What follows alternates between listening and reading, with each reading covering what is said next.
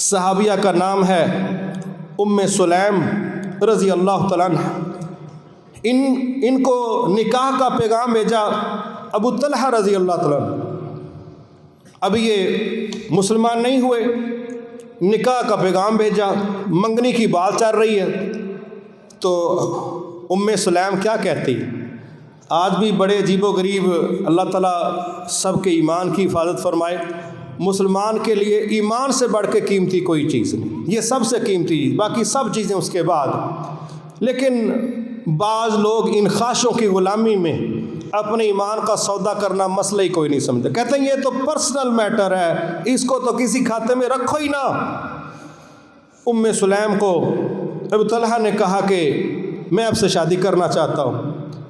ام سلیم کہتی ہیں ابو طلحہ تیرا مجھ سے نکاح نہیں ہو سکتا، میں مسلمان ہوں، تو مشرک ہے، بت پرست ہے۔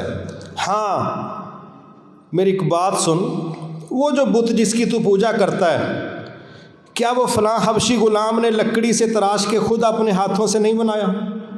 کہتے ہیں بنایا۔ کہتی ہے اگر اس کو آگ لگا دی وہ جل جائے گا کہ نہیں جل جائے گا؟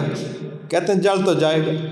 کہنے لگی پھر ابو طلحہ خود ہی سوچ کس خدا کی پوجا کرتا ہے، کہاں اپنے ماتھے کو ٹیک رہا ہے، تو چھوڑ اس کام کو، اگر مجھ سے نکاح کرنا ہے تو پھر تمہیں یہ شرک چھوڑنا پڑے گا، میں نہیں پلٹ سکتی، میں نہیں پلٹ سکتی، تمہیں پلٹنا پڑے گا، تم غلط ہو، تم شرک پر ہو، تم واپس آؤ گے تو نکاح کا موقع ہے۔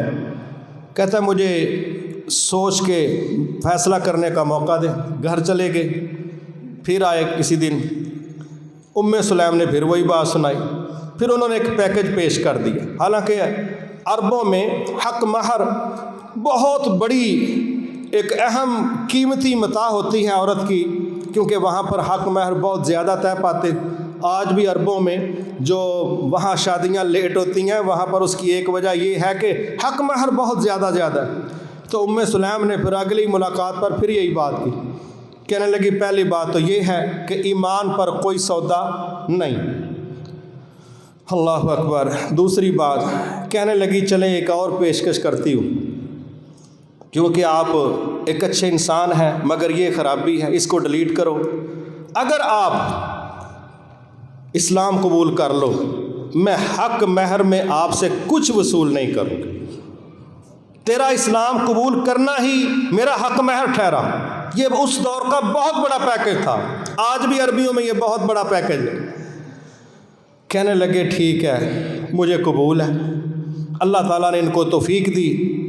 ابو طلحہ نے پہلے اسلام قبول کیا، پھر ان کا نکاح ہوا، پھر اس عورت ام سلیم کو جو بصیرت، جو اللہ تعالیٰ نے فہم دین کا جو کردار عطا کیا تھا، یقین کرے اس پہ تو کتابیں لکھی جا سکتی۔ اور صحابہ صحابیات کہتے تھے بڑے بڑے حق مہر دیکھے ہیں، لیکن ام سلیم کا جو حق مہر ہے اس جیسا ہم نے کوئی حق مہر دیکھا ہی نہیں ہے، ایسا حق مہر ہم نے نہیں دیکھا۔ انہی کا اللہ نے ان کو ایک بیٹا دیا، بیٹا بیمار ہو گیا، بعد میں وہ وقت آیا کہ ابو طلحہ چونکہ مزدوری وغیرہ کر کے تھکے ہارے آتے تھے، اور آئیڈیل بیوی وہ ہے جو اپنے گھر سے نکلتے وقت بھی خامد کو مسکراہٹوں کے سائے میں رخصت کرے، دعاؤں کے سائے میں رخصت کرے، اور واپسی پر جب خامد آئے جو مرضی قیامت ٹوٹ پڑی ہے، آئیڈیل بیوی وہ ہے جو اپنے خامد کو ویلکم بھی مسکراہٹوں کے ساتھ کرے اور اچھی دعاؤں کے ساتھ کرے، اور ایسی محبت اور شفقت اور مسکراہٹ کا رویہ رکھے کہ سارے دن کی مزدوریوں کے بوجھ ایک جھلک سے ہی وہ کندھوں سے اتر جائیں۔ یہ آئیڈیل عورت ہے۔ ہمارے ہاں نکلتے وقت 1.5 میٹر لمبی سودوں کی لسٹ ہوتی ہے، اور شام کو جناب جب سرتاج دروازے پر تشریف لاتے ہیں تو چہرہ دیکھنے کی بجائے ہاتھ دیکھ کے بغیر بولے سمجھا رہی ہوتی ہیں، پھر خالی ہاتھ آ گئے ہو۔ ہاں جب یہ رویے ہوں گے پھر 6 بچوں کے بعد بیویاں یہ کہتی ہیں کہ ہمیں سچا پیار نہیں ملا، اور خاوند کہہ رہا ہوتا ہے بس کی ویاہ کیتا وے نو بہتر سی بندہ نہ ہی کرتا۔ یہ دونوں ایسے چلتے ہیں، لیکن یہ کوئی آئیڈیل ذمہ داری یا زندگی نہیں ہے۔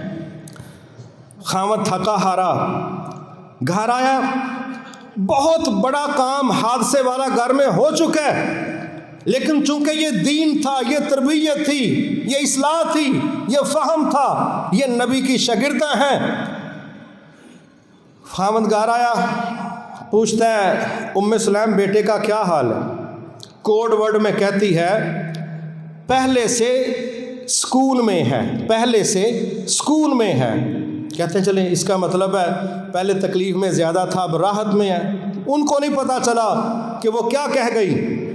حدیث کے مطابق رات کو اکٹھے بیٹھے بطور میاں بیوی ملے، اور پھر دیکھا جب میرا خاوند بالکل باہر کے غموں سے پریشانیوں سے ڈسکنیکٹ ہو کے ریلیکس ہے، پھر بات کس طریقے سے کر رہی ہے۔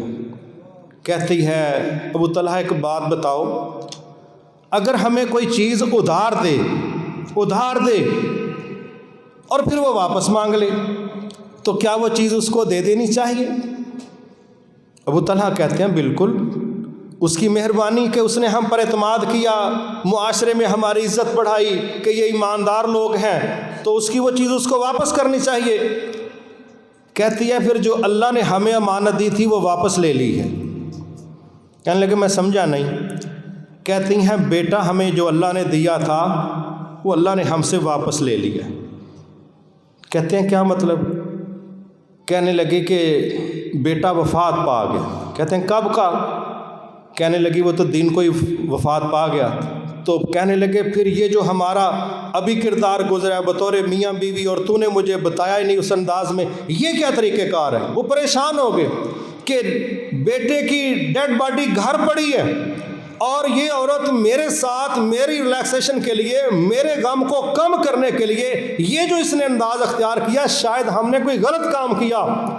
صبح جا کے رسول اللہ صلی اللہ علیہ وسلم سے پوچھنے لگے اللہ کے نبی صلی اللہ علیہ وسلم رات یہ مرحلہ، یہ واقعہ، یہ سچویشن تھی، میں بڑا پریشان ہوں کہ بچہ گھر میں وفات پا گیا موجود ہے اور ہم نے یہ معاملہ کیا، تو میں آپ سے پوچھنے آیا کہ ہم گناہگار تو نہیں ہیں، ہم نے کوئی غلط تو نہیں کیا؟